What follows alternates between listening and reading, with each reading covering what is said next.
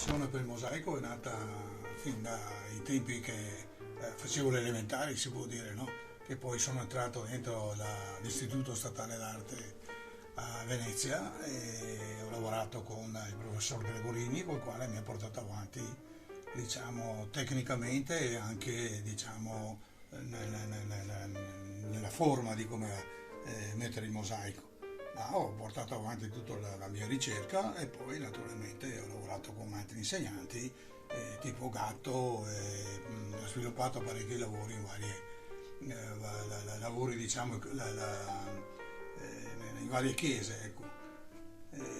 Poi ho portato avanti il mio discorso, sono andato in America, in Canada e ho fondato uno studio d'arte e ho lavorato in parecchie opere religiose e pubbliche.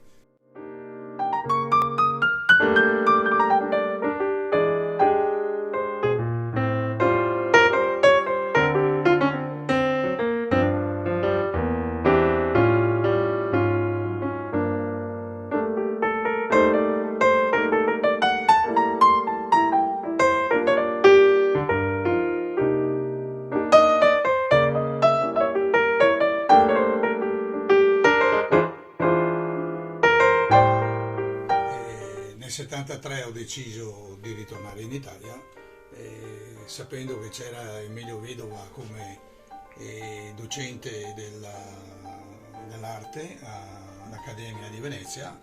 Ho voluto andare con lui e naturalmente ho intrapreso un percorso, diciamo, sulla forma astratta e sull'informale, col quale mi ha, dico, entusiasmato parecchio e ho portato avanti il discorso in questo contesto, che è la cosa che mi piace di più in sostanza.